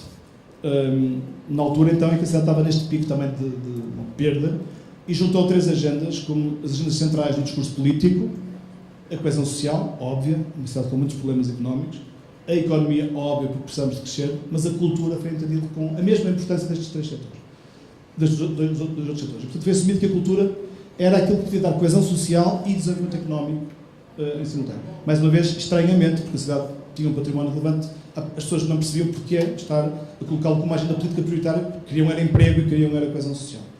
Mas o que é certo é que esta foi uma agenda central, a cultura como um fator de coesão. Isto eu retirei da campanha eleitoral. Estava escrito nos documentos de campanha eleitoral. A cultura como grande fator de coesão social, regeneração urbana e diferenciação económica, o respeito pela autonomia dos artistas e dos gestores de equipamentos culturais, a aposta na internacionalização dos criadores, a dimensão económica da cultura, a cultura como antídoto contra o preconceito e a discriminação, o turismo diferenciado e a aposta na hospitalidade cultural. Isto era a agenda política da cidade há 5 anos atrás. Ora, este grupo de cidadãos ganhou as eleições e voltou a concorrer ano passado e voltou a ganhar agora com maioria absoluta. São independentes, sem partido político, com alguns apoios pontuais, mas é, de facto, um discurso em que a cultura foi central, mas sem ser ideologizada partidariamente. É transversal à sociedade este papel, e foi muito bom até se ter acontecido nestes termos. E muito a ideia de que a cidade tem que ganhar reputação internacional, rapidamente. Precisa dessa escala internacional para poder crescer, para poder desenvolver-se. A primeira coisa que fez foi mudar a sua própria marca gráfica. Convidar um designer conhecido da cidade a desenvolver uma nova marca. As marcas anteriores eram estas, uma baseada no edifício do município, depois uma torre na zona, uma torre um valor patrimonial relevante, e foi criada uma marca que era o próprio nome da cidade. Não precisávamos de outra expressão que não fosse a própria marca, o nome da cidade, com aquele ponto que é, no nosso caso, afirmativo. Porto ponto final. A ideia é que é aqui que está a essência da nossa estratégia. Nós não precisamos de ir buscar mais nada, está cá tudo que nós temos que ter para nos desenvolver. Não precisamos de importar modelos, de contratar grandes especialistas, precisamos nós de fazer aquilo que tem que ser feito, que é o que está cá já e tem que ser ligado, tem que ser cozido, tem que ser transformado e desenvolvido.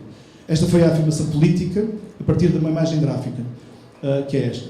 Foi buscar esta imagem, no entanto, tal como em Guimarães, não é única e definitiva. A ideia é que as pessoas constroem a cidade todos os dias também se expressa visualmente. E então foi buscar a marca do património aos azulejos da cidade e à cor dos azulejos da cidade, a própria relevante, e começou a construir, no fundo, um universo simbólico e gráfico que trazia a cidade para dentro da marca, para dentro da afirmação política e institucional da cidade. Portanto, começámos a ver pela cidade muitos destes elementos. No fundo, toda a cidade estava representada nesta linha de comunicação, que era uma gramática visual mais do que uma marca, O que foi muito importante também para a coesão das pessoas à volta da ideia de cidade nova, cidade diferente. Está cá todo o nosso património, mas também tem um discurso mais contemporâneo.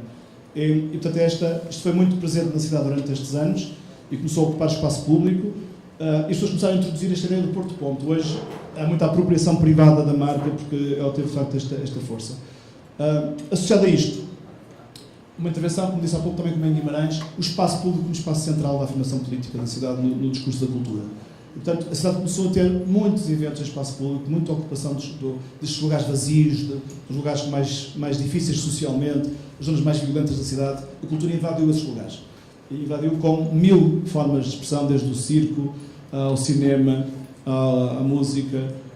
As festas populares também tiveram aqui foram renovadas e recanalizadas. A gastronomia e o vinho, a arte contemporânea. Portanto, aqui um conjunto de intervenções que, no fundo, afirmar este lado de espaço público enquanto espaço, mas também arte, mas também alguma curadoria sobre o próprio edificado, sobre espaços urbanos, transformando espaços físicos em decadência em espaços também de intervenção criativa. A luz também, o fogo, houve muitas intervenções, tem um projeto dos jovens designers locais, que tem uma peça muito bonita. Isto também foi, entrou também naquela agenda, que falava há pouco, da agenda dos investimentos públicos na cultura, e há um projeto de 2 milhões de euros que decorreu durante 2 anos e que interveio em todo o espaço do centro histórico, através também de eventos. Foi uma coisa que nós organizamos, a nossa empresa organizou, e que se chamava Manobras do Porto. Foi essa ideia de invadir a cidade e transformá-la através de manobras portuárias, passa a expressão, e que também, mais uma vez, foram cerca de 500 projetos, todos desenvolvidos em nova criação. Tudo era edital. Tínhamos 2 milhões de euros em que foi tudo transformado em projetos artísticos e criativos, por edital, público, tudo transparente, sem nenhum artista consagrado a ter algum privilégio, e as pessoas reagiram, no fundo, a este estímulo. Vou mostrar só imagens de coisas que foram feitas, e vocês percebem sempre esta ideia de convocatória às pessoas, e o que nós dizemos é: procuramos pessoas para agir. Ativismo cultural, ativismo cívico, ativismo social, e tivemos muitas intervenções, uma rádio que foi criada, recuperámos o fado mais popular, a gastronomia, esta ideia de pôr as pessoas a ocupar o espaço público em espaços de encontro também com a gastronomia, intervenção nos espaços, por exemplo, isto é o metro, intervenção artística. Fomos buscar profissões perdidas, por exemplo, os afiadores de facas, e devolvermos a dimensão também mais económica a esses negócios. Portanto, aqui vou puxar só imagens. Isto são um conjunto de intervenções que se fez durante 2 anos, depois que eram também consagradas no festival que organizamos com este nome, e que entramos em todos os bairros, em todas as casas, em todas as associações locais, sempre a partir da energia cidadã. Por exemplo, espaços em ruína foram transformados em jardins, pelas próprias pessoas, com artistas a trabalhar, com arquitetos e designers. Este foi o último projeto que foi... foi o projeto que abriu, trouxemos a ruralidade da cidade ao centro da cidade, e o último projeto que fizemos, que foi em 2012, foi esta Barca da Memória. Convidámos as pessoas a trazerem objetos que tinham a ver com a sua memória pessoal, a maneira como representavam a cidade, e colocámos estes milhares de objetos num barco e afundámos os objetos no cilindro e oferecemos a cada pessoa um recibo, uma nota, que daqui a 100 anos podem resgatar o objeto.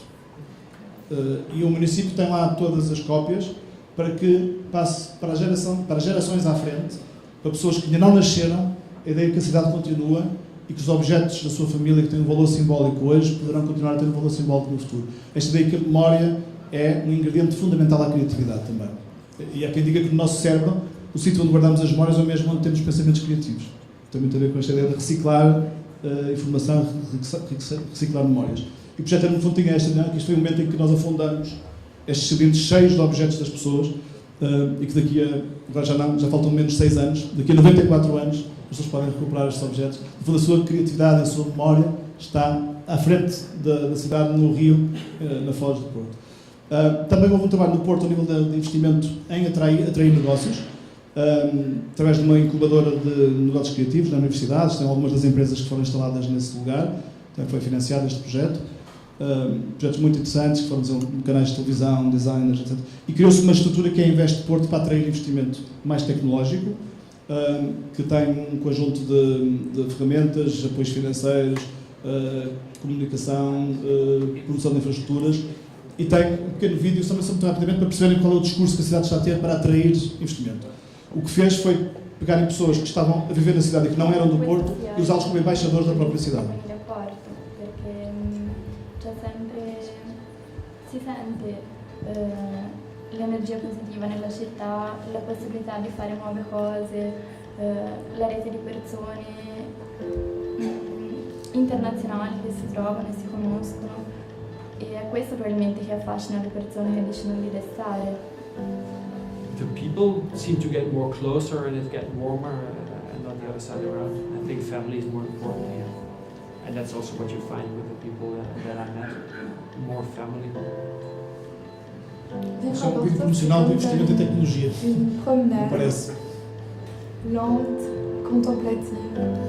Et j'avais toujours des choses à voir, des gens à regarder, à découvrir. O próprio ritmo, que é lento e calmo, The tem reason a ver com why a cidade, com a we cidade, work não here is se pode because parar we para have pensar, access to really pode ter talented uma vida mais Our tranquila, location in the city segura. centre means that we have access to a really wide pool of talent because the transport links are good. Language skills are also very good here, which is important for us. And we find it easy to travel here from locations such as the UK because the international travel is good and it's in the same time zone. Este é o aeroporto.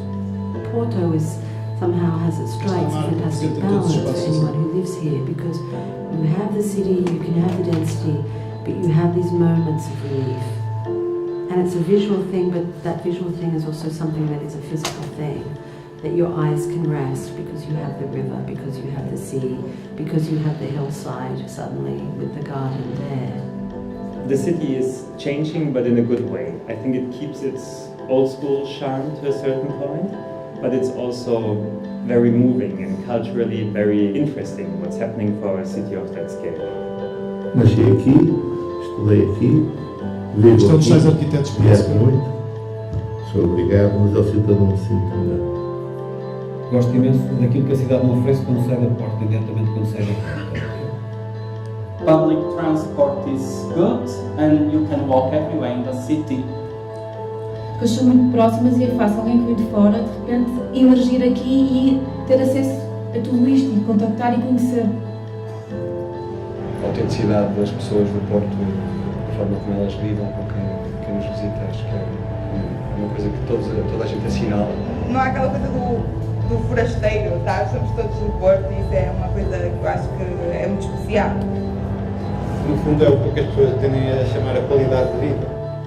Acho que qualquer pessoa de qualquer parte do mundo consegue se encontrar aqui no Porto.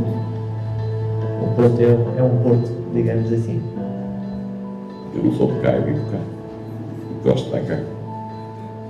Venho lá para experimentar, lá como próprio, experimentar para tirar uma conclusão. Impactos desta estratégia, portanto, dos eventos, da promoção turística, da promoção da atração de investimento, na parte da atração de investimento, houve de repente um boom de empresas internacionais a migrar para a cidade, nomeadamente na área dos serviços informáticos. Tem aqui uma série de exemplos de empresas que foram investindo no Porto. E o ano passado foi considerada a cidade da Europa mais amigável para as startups, por um conselho internacional. E inclusive as próprias empresas locais ganharam muito com isto. Este foi há 2 semanas, uma empresa que estava no Porto, que entrou na Bolsa de Nova Iorque com uma capitalização de 5.800 milhões de dólares. Uma empresa que trabalha, é Farfetch, é uma plataforma digital que vende luxo, moda de luxo, e o dono desta empresa, o proprietário José Neves, vem da indústria têxtil da região, de Guimarães, desenvolveu competências tecnológicas e a partir desta região tem uma empresa global que está em Nova Iorque desde a semana passada. Agora a sede oficial fiscal já é em Londres, porque cresceu para o mundo inteiro, e cá está uma ideia de que uma empresa local pequena pode escalar e ganhar relevância mundial. Em termos de turismo, esta ideia de um turismo cultural passou para um turismo mais criativo, em que as pessoas participam mais na vida da cidade, tem uma intervenção mais próxima, mais imersiva na cidade, e levou, talvez seja a indústria que mais cresceu na cidade nos últimos anos. Todos os anos se batem recordes de turismo, o que renovou muito o edificado. Grande parte do centro da cidade foi transformado a partir do turismo, e foi a cidade que mais cresceu na Europa em termos turísticos, e foi a cidade que foi considerada o melhor destino europeu também há 2 anos. E há muita gente que começa a achar que o Porto é mais interessante que Lisboa enquanto lugar a visitar, e foi Europe's Best Destination 2 anos seguidos, o melhor destino da Europa em termos turísticos. O aeroporto passou de 2,9 milhões para 10 milhões, quadriplicou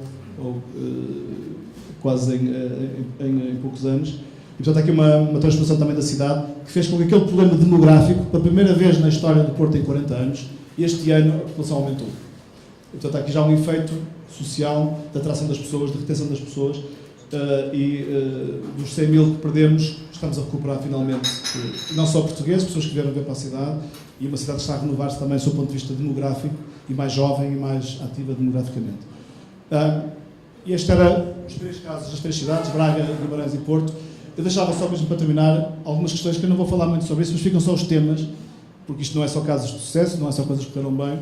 Estes casos correram bem e hoje o país de facto está melhor economicamente e as cidades estão mais interessantes e mais atrativas, mas há hoje questões que são globais e que também nos dizem respeito, e é sobre elas que deixava de ficar também aqui algumas pistas para reflexão. Uma, são estas coisas que eu ia falar um bocadinho rapidamente. Uma, aquilo que nós entendemos como cultura e criatividade hoje é uma coisa diferente. Há uma teoria do Pierluigi Sacco, que é um autor europeu, que é professor em Harvard, e que ele defende que a cultura são 3 dimensões, uma dimensão de política pública, de investimento, mecenática, as indústrias culturais, que são aquelas que vão ao mercado, e há uma outra coisa que é esta, que eu deixava só esta pista, das comunidades de significado. A cultura é hoje um espaço de partilha de significados, em que somos produtores e consumidores em simultâneo. Isto altera as regras, o racional associado à cultura, quer economicamente, quer socialmente, quer na relação com as cidades. E fica aqui uma só esta pista para reflexão. Outra questão, estas dimensões em que cultura e economia falam uma língua próxima nas cidades, no espaço de encontro, é uma relação muito difícil e muito tensa, e não é tão bonito como eu acabei aqui de descrever. É problemática esta relação. Acho que é um bom exemplo este que o Banksy fez estes dias, mostrando que a economia não pode apropriar-se da cultura, e há aqui um lado de independência, de resistência que a cultura tem que ter para ser relevante também economicamente. E esta é uma tensão capitalista na relação com a cultura que é muito importante ser atendida, e não é por acaso que eu referi há pouco. O município de Porto disse que o principal valor da cultura é a liberdade artística. E foi assim que assumiu o discurso de política pública para a cultura da cidade. Só assim é que ela pode ter energia transformadora. Mas é uma relação sempre difícil. Também a ideia de que já não há uma economia criativa e uma não criativa.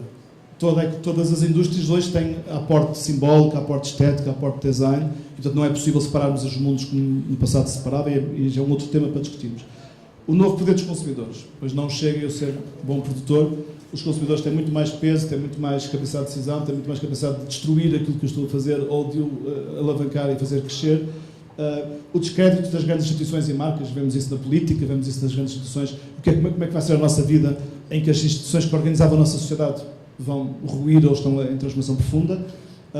O desejo de transparência, o desejo de segurança como espaços centrais, e a vida política do Brasil tem muito este tema, como centralidade também à transformação da economia. Isto são as demandas que a sociedade hoje vai tendo e que nem sempre a economia e a sociedade sabem resolver. A atenção das pessoas, isto é um estudo recente, hoje nós, por mais que produzimos culturalmente, o interesse das pessoas é cada vez mais fragmentado. Em média, num conteúdo digital temos 8 segundos de atenção, a partir daí dispersamos. Ora, como é que trabalhamos em conteúdos culturais com este tipo de relação com as audiências? É uma questão a desenvolver. Novos mediadores, eu sou um exemplo, em Portugal a figura pública mais conhecida agora pelas más razões, mas sempre foi, nos últimos anos, o Cristiano Ronaldo tem 1 milhão de seguidores, 1 milhão e 120 mil seguidores no YouTube, mas há aqui um rapaz de 24 anos, o Sarcado, tem 4 vezes mais, e em Portugal ninguém sabe quem é. Há novos agentes que transformam a nossa vida coletiva e que não são reconhecidos pelo sistema de comunicação. No Brasil é igual, provavelmente. As pessoas mais famosas nos mídias tradicionais não são aquelas que são mais relevantes hoje noutros mídias. Isto altera também a nossa forma de relacionarmos com a produção criativa. Quem é que paga esta criatividade? É outra questão. Quando hoje temos acesso a tudo em tempo real, a custo zero. Como é que vai ser o trabalho no futuro? O que é que vamos fazer? Quais são os nossos empregos? Qual é que vai ser a nossa ocupação profissional quando esta transformação faz com que hoje, por exemplo, todos os jovens que entram no mercado de trabalho, no mínimo, tenham a expectativa de mudar 12 vezes de profissão durante a vida? Qual é a escola que ensina 12 competências à partida? Temos que mudar também o sistema de ensino para poder acompanhar estas dinâmicas. O turismo também já mudou completamente. Hoje as pessoas já não querem conhecer destinos, querem conhecer comunidades, é aquilo que eu defendo. Já não é o lugar, é a comunidade que nos interessa enquanto experiência turística, que é que se muda também na nossa relação com os lugares. E por último, para terminar mesmo, as políticas públicas também têm que ser diferentes. E nós estamos a usar políticas públicas do século XX para resolver problemas do século XXI. Ora, é bastante provável que não corra bem. E, portanto, é necessário um outro tipo de intervenção na sociedade, é preciso um outro tipo de confiança nas instituições, mas também nas pessoas, para que possam elas próprias transformar as instituições da sociedade. Há aqui um conjunto de questões novas das políticas públicas que faz pensar que o papel fundamental das políticas públicas hoje é criar estas competências que as cidades vão necessitar, e não estamos a fazer. Tem sido muito complicado este processo de transformação do próprio sistema de ensino, etc. E como é que eu posso ter política pública para que estimule a criatividade das pessoas e não para que as torne apenas reativos àquilo que é a minha proposta. Pronto, este era o que eu tinha para vos contar de histórias. Tinha um último vídeo, se o Olé deixar, se não, fica já por aqui. Eu vou ser democrático, deixa. Paula. Que é um exemplo não português, não do norte de Portugal, mas é uma história engraçada que tem a ver com o turismo, que é como é que um país pode pôr os seus cidadãos a fazerem de agentes turísticos. E a Suécia fez isto há uns anos, eu acho que é uma belíssima história, que é uma história real, que foi, inventou um número de telefone, que é este, que isto é uma campanha, já terminou, acho que não vale a pena ligar hoje. Mas basicamente o que fez foi, qualquer sueco, qualquer pessoa da Suécia, podia inscrever-se numa plataforma digital e dar o seu número de telefone, na expectativa que ia receber telefonemas de qualquer parte do mundo de pessoas que tinham curiosidade sobre o país. Isto funcionou durante anos e este é o vídeo que apresenta este projeto. Podem lançar. Muito obrigado pela vossa atenção.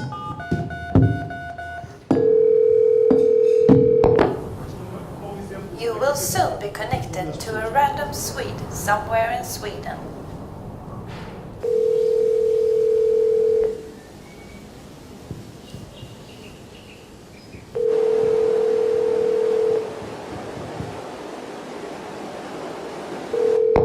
Hello, Sweden speaking.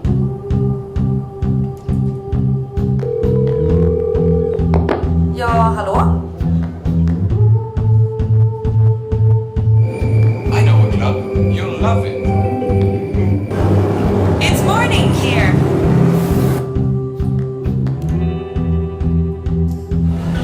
Yeah, I know a lot about hunting, fishing and moonshining. Listen to this!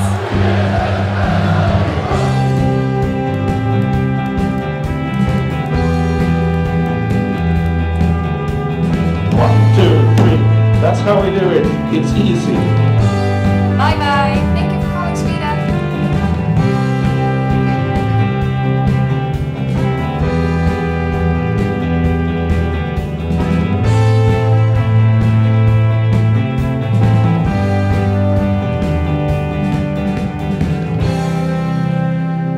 Falta só dizer que aumentou o turismo na Suécia depois desta campanha. As pessoas comuns transformaram-se em agentes de promoção do país e, portanto, confiar na energia cidadã também faz bem à economia e ao país. Muito obrigado pela vossa atenção.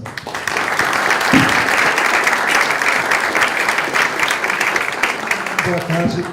A resiliência foi da gente quando ele mostrou 323 slides em um tempo recorde, 80 minutos, ou seja, parabéns, mudou o seu recorde. É interessante o que ele trouxe aqui para compartilhar com a gente dessa reinvenção das cidades, um caso que ele justamente meteu na mão na massa, não de um tabuleiro, não de uma mesa, não uma ideia, sino de fazer. Eu fiquei pensando o custo que tem essa perda dos jovens talentos para países, cidades, quando hoje por hoje as cidades cada vez são muito mais competitivas entre eles. Eu pergunto, Porto, ele está concorrendo em competitividade com Cracóvia, com outras cidades que têm um patrimônio, que têm cultura, que têm inovação. Então, o principal recurso são os jovens, e a gente está levando, e o custo, além dos jovens, é matéria cinza, a formação da escola inicial, tudo isso é um investimento público grande, de saúde muito grande. E outra coisa que deixou muito patente, que isso não se faz sozinho, você falou de empresas, de organizações, de atores sociais, e o próprio cidadão quer ser parte dessa neogovernança ou governança compartilhada. Agora, se você pensar isso, e as cidades europeias têm uma ajuda muito grande através da União Europeia com financiamento público, que acá na América Latina e no Brasil não tem. Está preparado os empresários, academia, o próprio artista, para levar uma cidade e fazer mais potente através de criatividade, inovação, e repensar essa cidade para concorrer com qualquer outra no mundo inteiro? Se eu soubesse a resposta, estava milionário.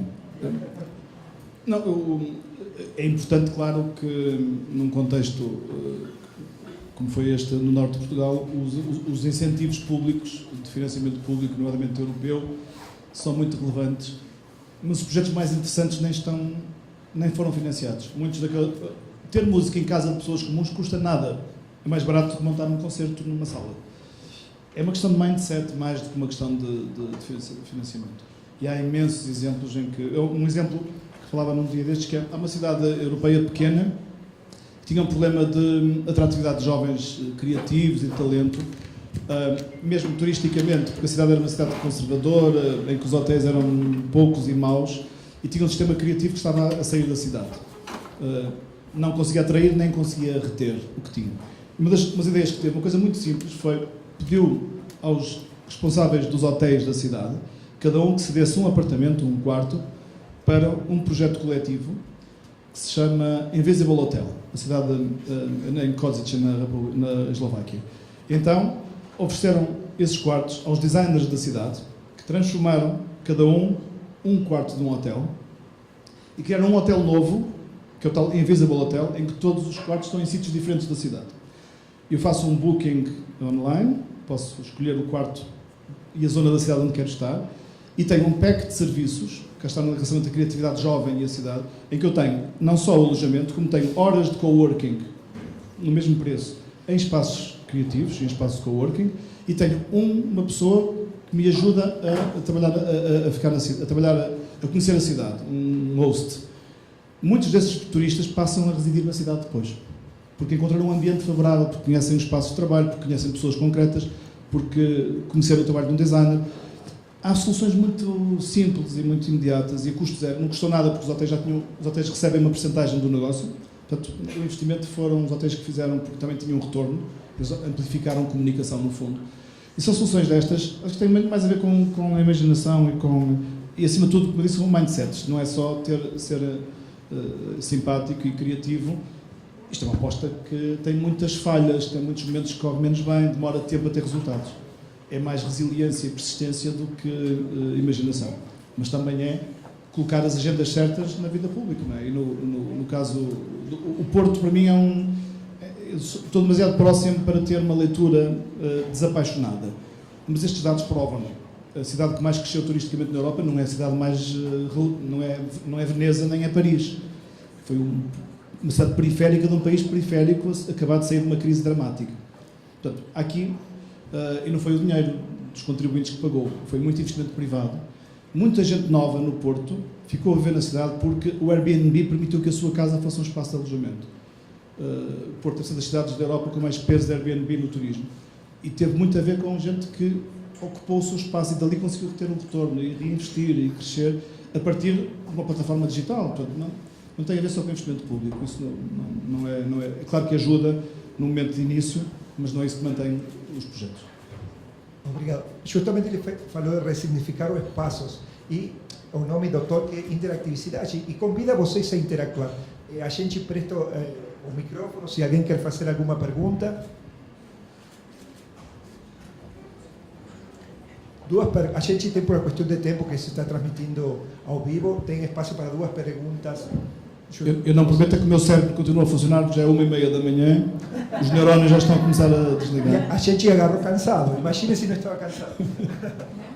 Caro Afonso, parabéns sua apresentação, eu sou sua fã de carteirinha, né, como você já sabe, mas eu acho que tem um dado que era importante. Portugal, felizmente, está na Europa e tem a União Europeia. Sim. Lisboa já foi capital cultural da União Europeia e Guimarães e Braga. Então, eu queria que você falasse um pouco dessa questão que é fundamental, porque a proporção, o fato de serem pequenas cidades, é a mesma forma como nós temos que lidar com São Paulo, que tem 11 milhões de habitantes. Na verdade, não faz grande diferença, porque as pessoas começam a achar também que é porque são pequenas cidades, tudo é fácil. Não. Exatamente. Agora, eu acho que me parece que foi um papel fundamental. Eu sei que o setor privado, você falou que investiu, etc., mas eu acho que este aval e esse recurso da União Europeia contou muito também, né? Carlos, perdão, vamos a juntar as duas perguntas. Não sei se alguém mais quer fazer outra pergunta.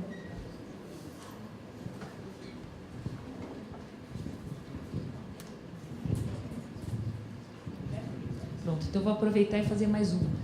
Carlos, estou aqui escondida atrás da coluna, você comentou que do papel fundamental da cultura para alavancar tudo que você está trazendo. E você colocou de uma forma que foi muito fluida, né? Especialmente com a eleição de uma pessoa que tinha uma cabeça voltada a isso. Mas um político só consegue tocar uma coisa mais fora da caixa se a população validar também essa questão fora da caixa. Qual foi o início dessa reação das pessoas na cidade para que tanto orçamento numa cidade, dentro de um país em crise, fosse investido em uma coisa que para muitos é visto como perfumaria e não como base, como é o fato da cultura? Então, respondendo às duas questões, talvez, em relação à primeira, esta ideia do tal Programa Capital Europeu da Cultura recebe de financiamento da União Europeia, sabe quanto? 0 cêntimos. O Programa Capital Europeu da Cultura não recebe. É um título que a União Europeia dá, que dá uma escala de comunicação. É como a Unesco atribuir cidade criativa. Você não recebe nenhum dinheiro da Unesco, mas ajuda a alavancar, acima de tudo, uma motivação coletiva, cria uma aspiração da cidade. E é mais isso que a União Europeia oferece no título de Capital Europeu da Cultura. As cidades depois têm que encontrar os recursos para investir. No caso de Guimarães, aproveitamos o facto de haver uma agenda europeia de indústrias criativas e foi nessa agenda que conseguimos os recursos para financiar o projeto. Mas podia ter ido para outra coisa qualquer. Podia ter ido para comprar software ou para construir edifícios. Foi para um projeto cultural porque houve uma vontade política para que isso acontecesse. E, portanto, mas as mesmas cidades que beneficiaram da União Europeia para se desenvolver e crescer foram as mesmas que entraram em crise financeira profunda quando entraram no euro e quando tiveram moeda única, porque não tínhamos competitividade para ter a mesma moeda da Alemanha ou da França ou da Itália, na altura. E, portanto, tem um lado positivo e tem um lado negativo. O nosso mercado está completamente escancarado a produtos europeus. Nós não temos nenhuma barreira alfandegária. Se eu quiser, é certo que eu posso exportar os meus sapatos ou o meu têxtil para a Suécia, mas também tudo chega a Portugal sem nenhuma taxa, sem nenhum custo adicional. E, portanto, isto estimula a sua criatividade, mas houve um impacto profundo e violento na economia porque não estávamos preparados, não tínhamos competitividade para isso. E a solução não é a solução. Aquilo que correu bem foram as cidades. Não foi tanto uma política nacional, na minha opinião, foram cidades que tiveram capacidade de agregar valor, muito pelo turismo. O turismo é a indústria que fez a diferença, quer em Lisboa, quer no Porto, quer noutras cidades. E beneficiámos também da detenção do terrorismo em alguns países europeus, e no Norte da África, no Egito, etc., que fez com que muitos turistas europeus fugissem desses lugares e viessem para Portugal, porque, e eu sei que é um assunto sensível no Brasil, Portugal é provavelmente dos países mais seguros do mundo hoje. Você tem uma taxa de crime violento muito baixa, isso claro que faz a diferença. Ou seja, há aqui um conjunto de circunstâncias. Por outro lado, e tem a ver com a pergunta da Cainha, que é a reputação foi trabalhada. Repara, se eu disser, o sítio onde eu nasci chama-se Santa Maria de Lamas. Se eu disser, eu sou um artista plástico de Santa Maria de Lamas, e há outro ao meu lado que diz, eu sou um artista plástico de Nova Iorque, você qual é a obra que compra? E esta questão da reputação é muito importante. E quer o Porto, quer Lisboa, trabalharam de forma muito séria a sua reputação internacional. Isso é um trabalho de comunicação, é um trabalho de continuidade. O prefeito do Porto passa a vida fora do país. Ele passa a vida a fazer diplomacia de cidade. E vai a todos os sítios. Lisboa trouxe para Lisboa o maior evento de tecnologia e startups da Europa, o Web Summit. E agora renovou mais 10 anos o Web Summit. O Web Summit traz centenas de milhares de pessoas todos os anos, de startups, e custa muito dinheiro, mas tem um retorno para a cidade. E é um investimento, não há fundos europeus, é um investimento da cidade. E custa não sei quantos milhões de euros por ano, 10 milhões de euros por ano para ter o Web Summit. Mas a economia ganha muito mais. Ou seja, também foi um trabalho muito de diplomacia de cidade. E as marcas da cidade hoje se disputam, de facto, sim, à escala internacional, essa reputação. E quer um caso, quer outro, são bons exemplos de como é que se faz. O Braga e Guimarães é diferente, não têm a mesma reputação. O Porto era um não destino. Ninguém ia ao Porto fazer turismo, as pessoas eram um turismo mais interno. De repente, o que fez foi fazer um trabalho com as companhias low cost, as companhias de transporte aéreo low cost. Durante um tempo, o Porto pagava para cada turista que chegava à cidade pela Ryanair ou por empresas de transporte aéreo. Pagava €1 por cada turista que eles traziam, o que dava milhões de euros por ano. Só que isto trouxe uma reputação. Percebe? Há um trabalho de pensamento e de operação que não é apenas o facto de estarmos na Europa. Temos o positivo e o negativo dessa dimensão europeia. E, portanto, é muito a resposta à questão da competitividade entre as cidades. Eu não acho... E estou aqui, parece que estou a vender estas cidades para alguma coisa, não tenho esse papel. Tenho uma relação afetiva e emocional, mas não tenho nenhum mandato para vender nada. Acima de tudo, sou um observador próximo e vi a decadência e vi a recuperação. E a minha palavra é mais de esperança, é esse lado de nunca estamos no fim da linha, há sempre uma janela que se abre, há sempre uma luz que se acende. E neste caso foi muito o turismo que fez esse papel. Mas um turista, se for até nesta ideia de que o consumidor hoje é o rei, se o turista não gostar do que vê, nós não temos nenhuma hipótese de ter uma segunda oportunidade. E acontece que há uma prescrição positiva da cidade. Este ambiente que foi criado, que estava naquele vídeo sobre o Porto, é muito a sensação que você tem na cidade. E, portanto, a questão dos jovens talentos e da atração, hoje, você anda no Porto, há 20 anos atrás, andava na rua, não havia ninguém a falar inglês ou francês ou alemão. Era muito raro. É um país periférico, uma cidade periférica. Hoje, muitas das empresas, há restaurantes onde eu entro já não falam português, porque há uma dimensão internacional, não só turista, mas também muita gente nova, os centros de desenvolvimento de software. Tem muitas empresas que vieram para ali porque é barato, porque tem cá está um estoque de recursos humanos jovens, as faculdades de engenharia, as universidades e as faculdades de engenharia têm muita gente a sair e todos estão a ser absorvidos por empresas multinacionais que vêm à procura dessas pessoas que se instalam na cidade. Esse é o turismo e o investimento de startups tecnológicas, startups não, grandes até, algumas multinacionais, que vêm à procura do talento. E o que está a acontecer hoje é que muito deste talento já é brasileiro, que está a entrar nesta pipeline de competências e que vem ao Porto ou a Lisboa encontrar trabalho em empresas multinacionais que se instalaram ali. Eu abri um concurso na minha empresa há uns dias e tive 200 candidaturas e 140 eram brasileiros. Há muita disponibilidade de capital criativo e capital intelectual que está a chegar.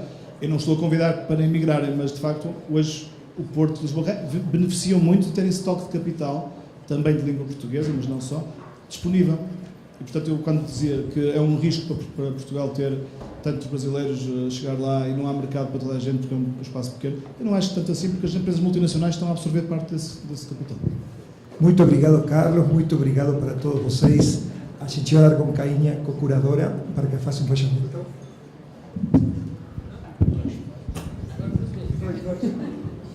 Bom, muitíssimo obrigado ao nosso espanhol mais brasileiro da noite, ao Alejandro pela mediação, a vocês pela resiliência. A ideia da gente trazer justamente esse caso do Porto, que é tão inspirador, é pelo momento que a gente vive, né? Acho que nem todo mundo aqui conhece alguém que em algum mês está indo para Portugal, está indo para a Europa, e eu acho que esse percurso que o Carlos trouxe é justamente a antítese disso, né? Como é que a gente consegue transformar o contexto a partir dessa massa de pessoas absolutamente vinculadas à cidade, do que ela tem de mais anímico, mais singular. Então, agradeço muitíssimo a presença de vocês e já deixo um pré-convite, porque vocês certamente vendo talks, no plural, devem estar pensando, cadê o próximo, cadê o próximo? E o próximo vai ser sobre uma outra cidade que é incrível, que é Medellín. Medellín, que já foi, enfim, a cidade mais violenta do mundo e vem dando um show, vai se tornando a cada dia a capital da inteligência artificial, investe mais de 2% do PIB em pesquisa e desenvolvimento, mas tem um aspecto de cultura que tem tudo a ver com o que a gente defende aqui pela Garimpo, pela Ótima, dessa conexão social, de como a gente consegue utilizar a inovação como meio e não como fim, para melhorar a qualidade de vida das pessoas. E esse encontro vai ser em fevereiro, a gente vai anunciar claramente a todos vocês, e vai ser um prazer reencontrá-los. Agora aproveito para convidá-los para seguirmos ali no espaço do coquetel e para a gente tirar uma casquinha também do Carlos, que vai continuar com a gente mais um pouquinho. Muitíssimo obrigada.